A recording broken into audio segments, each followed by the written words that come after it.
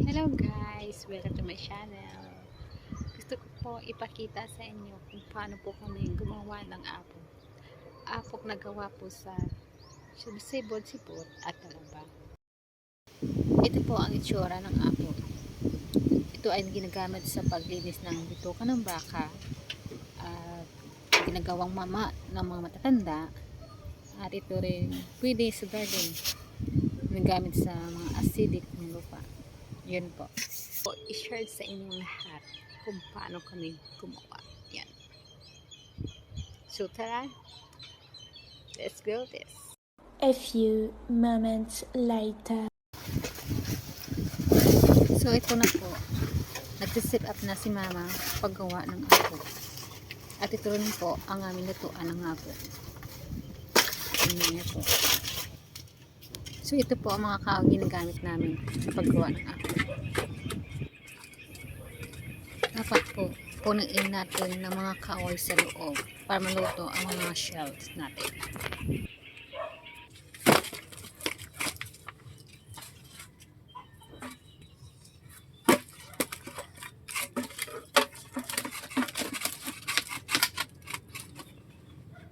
A few moments later. So, pagkatapos natin punuin sa loob ng kahoy, ilagay natin yung isang sakong shell sa loob.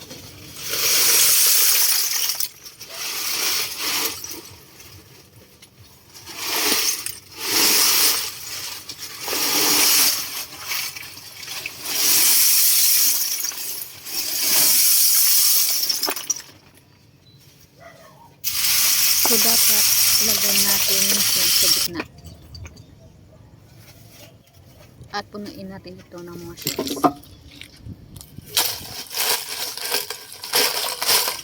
So, pagkatapos ng mga shells, isunod naman natin na yung mga kahoy.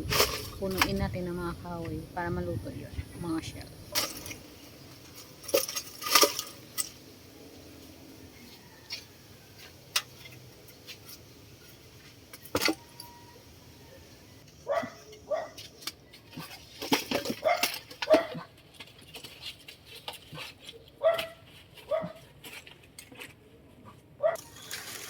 Tapos punuin ng kahoy, ilagay naman natin ang isang sakong shell sa ibabaw. Ganyan po.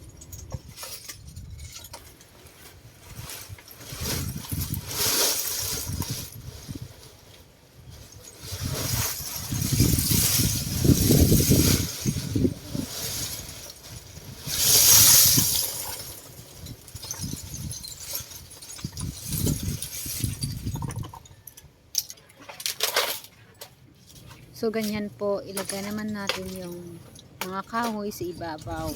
Punuin natin. Paulit-ulit lang yan po ang ginagawa natin.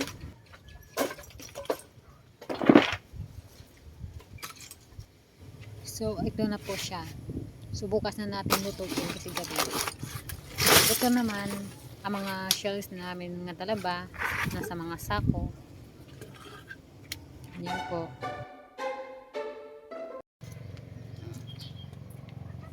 So, ito na po, nagre-ready na po kami ng baga para gamitin pagluto sang mga shell at gawin itong apog.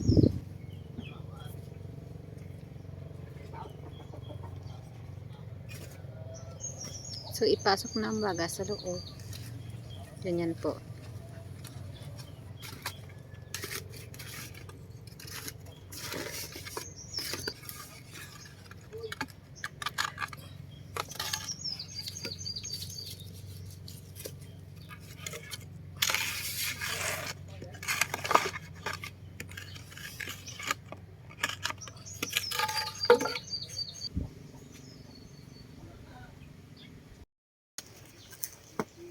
So, ito po ang mga kahoy gagamitin namin mamaya.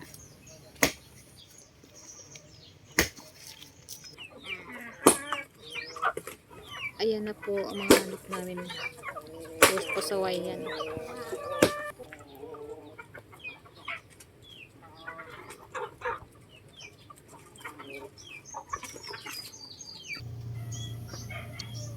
So ito na po, lumalabas na mga usok.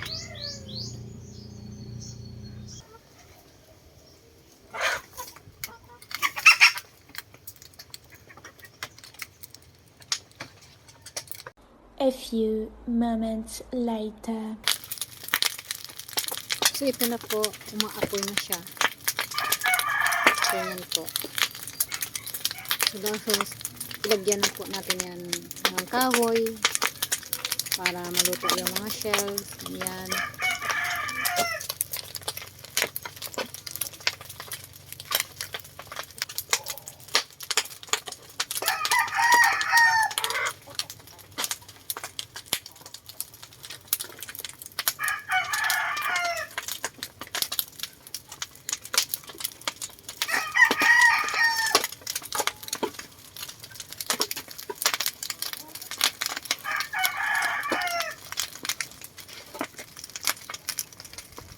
So, patuloy lang natin lagyan ng mga kahoy para maluto yung mga shell. Ganyan.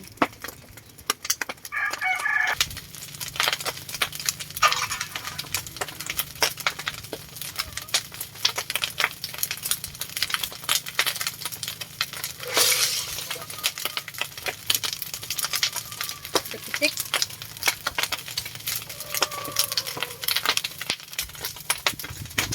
So, ito, nilagay rin ako ng mga kahoy. Ganyan. Mainit ko siya kapag lumapit ka. So, ito po yung sibol-sibol. At ilagay po ng mga sa ibabaw. Ganyan po.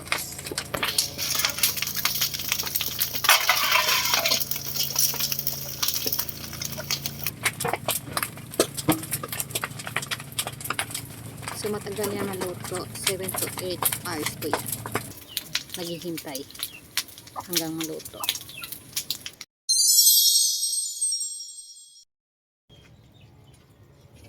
So, ito na po. Puti na siya. Ibig sabihin, luto na. Pero mainit pa yan. Bumabaga yung mga shells at mga kahoy.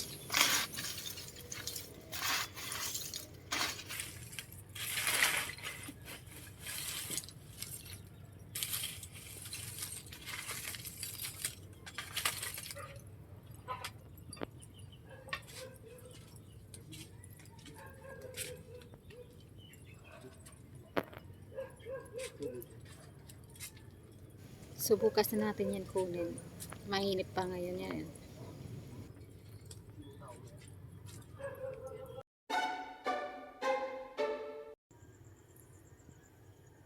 So, ito po, early morning kaming gumising para kunin yan. Malamig na siya. Pwede na awakan. Ganyan po.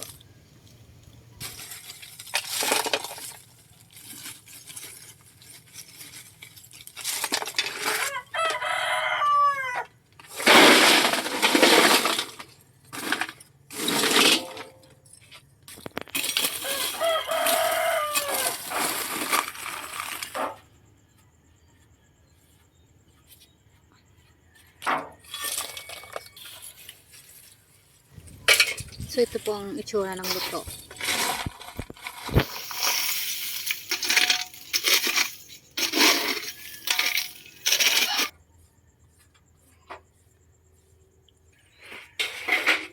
So, dito namin nilalagay sa tapo.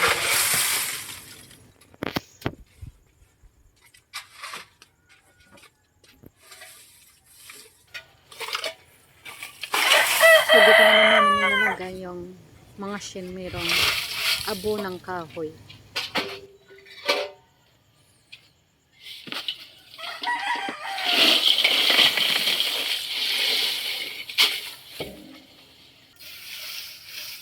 Sipilit natin yung shell at abo ng kahoy. Ganyan po.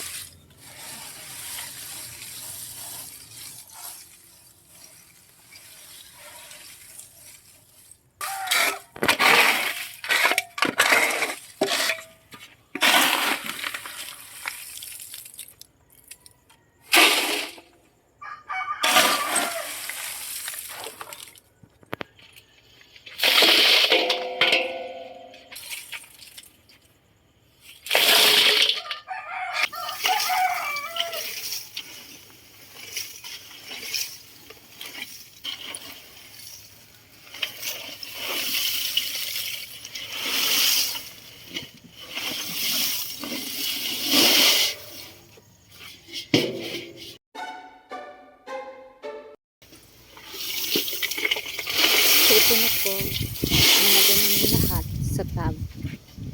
Ito na po.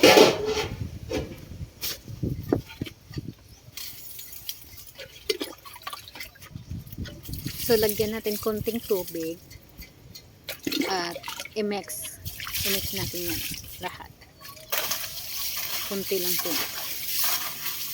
Ganyan po.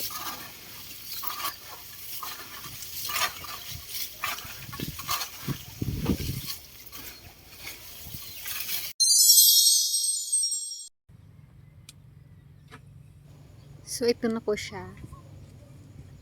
Nag-powder na siya. Ganyan pong itsura yan.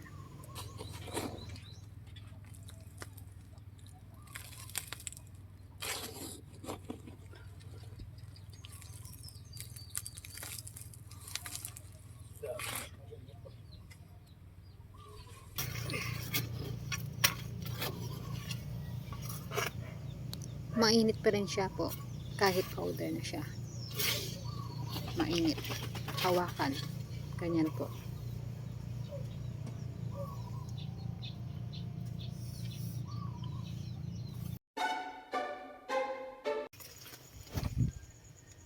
So ito na po. Ilagay namin sa screen at ihayag namin yan. Kunin ng powder at yung matitigas isipirit. Ganyan po.